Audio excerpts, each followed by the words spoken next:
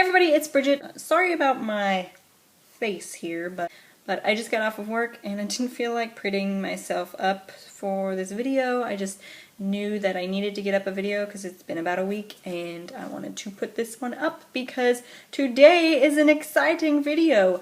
I'm actually here to do a tag that I created. What? I created a tag and I really hope everybody likes it, and I'm a little bit nervous, but so if you follow me on Instagram or Twitter, you may or may not know that I manage a pet store, and so this particular tag that I'm doing is pet theme related. It is called the My Bookish Pet Family tag. I kept racking my brain for ideas for tags because there's just so many good ones out there, and I feel like every time I try to come up with something, it's already been done. I feel like, me personally, I'm not very good at coming up with these types of things. There are better booktubers who come up with these tag ideas like instantly, and I'm so jealous of them. But anyways, I finally thought of an idea, and really I was like, what do I know? What am I personally familiar with? And I know pets, so hence the Bookish Pet Family tag. So there are a series of 10 questions all related to 10 different types of pets, mostly real pets. There's one at the end that's not really a pet, but I couldn't think of 10. So each of the questions are correlating to a type of pet and sort of a question that goes along with that pet. But if you're still confused with what I'm talking about, I'm just going to go through the 10 questions, and I'm sure you'll start to understand as I go through them. So, question number 1 is, dogs are loyal and always there for you. Choose a book that has always been there when you need a pick-me-up. And for that one, I chose Harry Potter and the Prisoner of Azkaban. I believe I explained this in a previous video at some point, that for the longest time this was the only Harry Potter volume that I owned as a child. A lot of the times I borrowed it from the library. This one I've had for a very, very long time. Volume 3 is probably one of my favorites, aside from Volume 7. You can see how old and battered it is, and the spine is just broken in a billion places because I think I've read this book way too many times. I think I can quote this book page for page, and so it's definitely something when I feel like I just want to pick something up light and familiar. This is usually the book I go to. So, question number 2 is, cats are strong and independent. What is one of your favorite strong-willed characters? And for that one, I chose Saba from the Dustlands trilogy. This is the first book, Blood Red Road. I don't think this book gets talked about enough on BookTube, and it's such a wonderful trilogy. The third book comes out in May, and I cannot wait. I cannot wait to read it because the ending in book 2, yeah, it was good. And if you haven't read this and you like dystopian adventure, then pick this up. It's not your typical dystopian either. It is set in the future, yes, but in this future, society has gone back down to kind of like the Western times, so it's sort of a dystopian Western, you could call it. It's so awesome, though. So I chose Saba for my strong-willed character. She is just... So right from the beginning, when the conflict happened, she was like ready to go and go on this adventure immediately. She never let anything get in the way, no matter what it was. And she's just an awesome kick-ass character. Like, she kicks butt in this book. Question number 3. Birds can be loud and hard to ignore when they want attention. What is the most recent book you read that demanded all your attention, so you read it in one sitting? And for this question, I chose The Last Empire by Brandon Sanderson. Now, I didn't actually read this in one sitting because it's gigantic, but as far as what I mean by one sitting is, first it was slow. I went like a few days reading this, but then I got like right here in the book, and I couldn't put it down. I just couldn't. And when I wasn't reading it, I kept thinking about it, and I know that's not really what the question was asking. I have read some books in one sitting, but more because they were like shorter books. For a long book, though, I read this super quick. The fact that I could not think of anything else while I was reading this just blows my mind. It was that good. I really, really enjoyed this. Question number 4 is, fish come in all kinds of shapes, sizes, and colors. What book has the most interesting mix of character personalities? And for that one, I chose George R.R. Martin's Song of Ice and Fire series. I'm just holding this particular volume because it happened to be my favorite. If you've read these books, you know that this has to be the answer for everybody as far as mix of characters. There are so many characters in this series that there's an appendix in the back of all of the books naming all of the characters and what families they're from, and mind-boggling how many characters are in here. And despite all that though, they're such memorable characters that they're easy to remember. At least the really important ones. There are some side characters that I can't think of their names off the top of my head, but if I see the name or if somebody says it to me, I'll be like, oh, it's this person, blah, blah, blah. But yes, so many characters. I can't even tell you how many characters are in this book, but it's a crazy amount, and they all have the most unique personalities. But mostly backstabbing, power-hungry people. You know.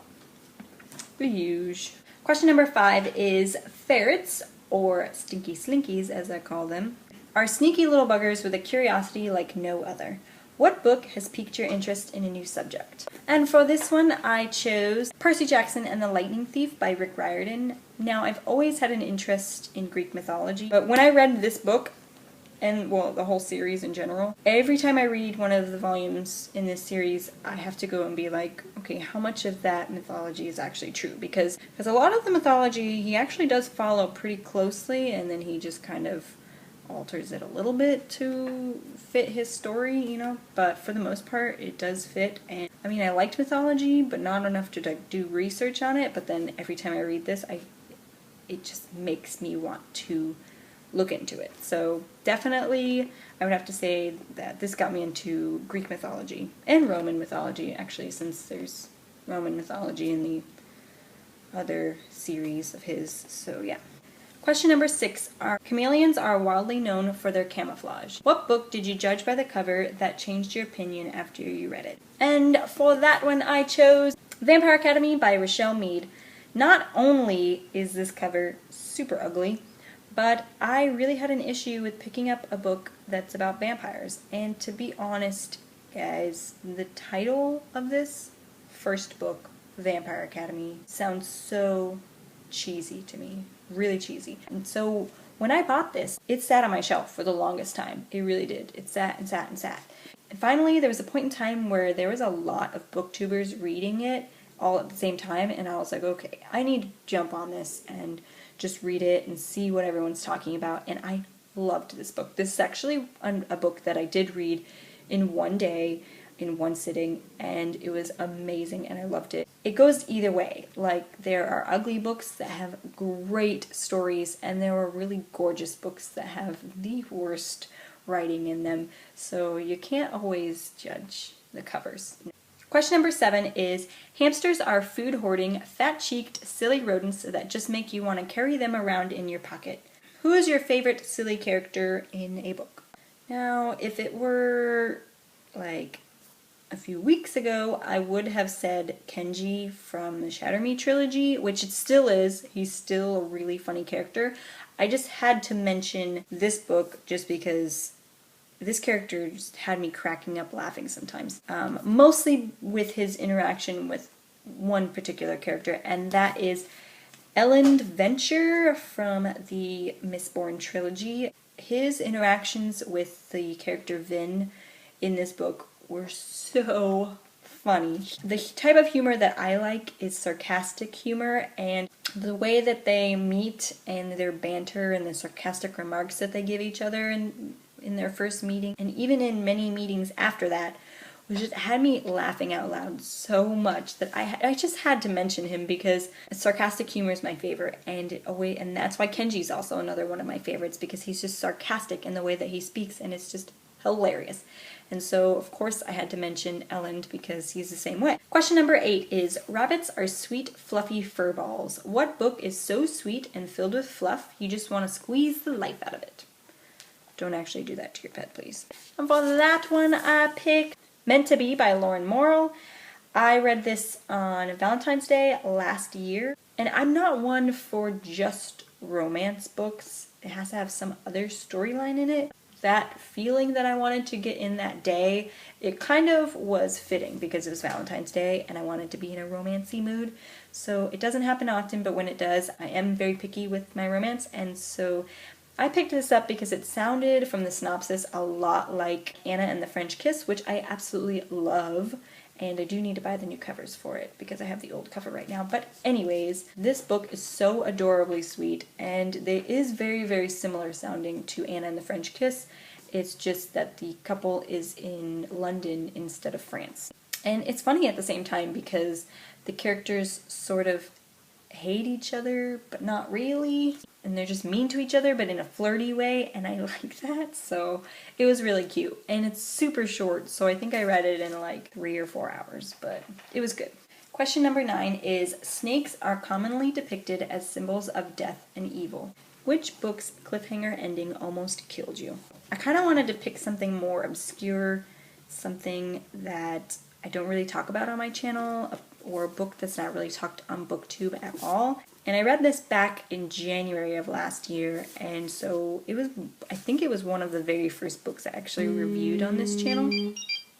And that is The Farm by Emily McKay. I just remember really enjoying it. It was a very quick, fast-paced read. I need to reread it though because I have the sequel, The Lair, I think it's called, and I just remember the ending of this being so shocking. It was, I mean, for the most part, I could kind of see where the story was going, but I did not expect that ending, like, at all. I was super shocked. It's been so long, and I picked up The Lair so many months ago, and I've been meaning to pick it up, but I really do want to reread it. I mean, I don't exactly remember really anything that happened, except for that cliffhanger ending, because it was such a shocker to me. It was, like,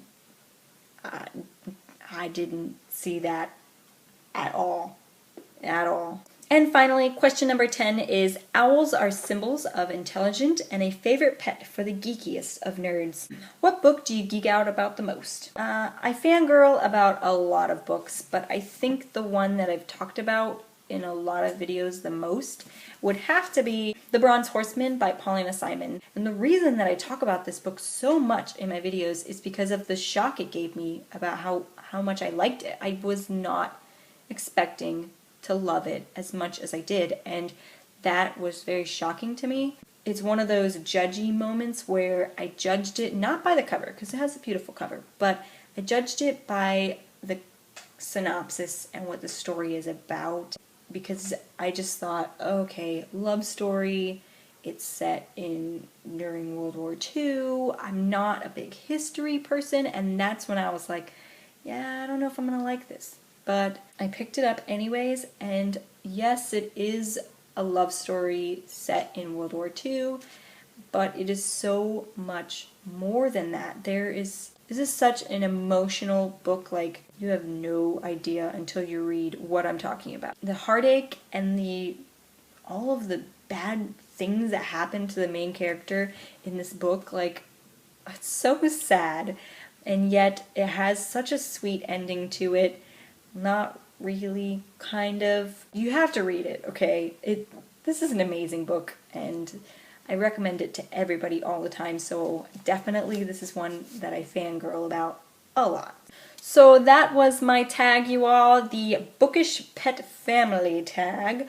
I started recording this before I thought of who I wanted to tag, but I do want to tag a bunch of people, so for that I will leave all of the names down below for all of the people that I'm tagging, so please watch it and check down below to see if your name is there. And I hope you all enjoyed this tag, and I hope that you all do it and enjoy it as much as I enjoyed making it. And I will see you guys next time. Bye!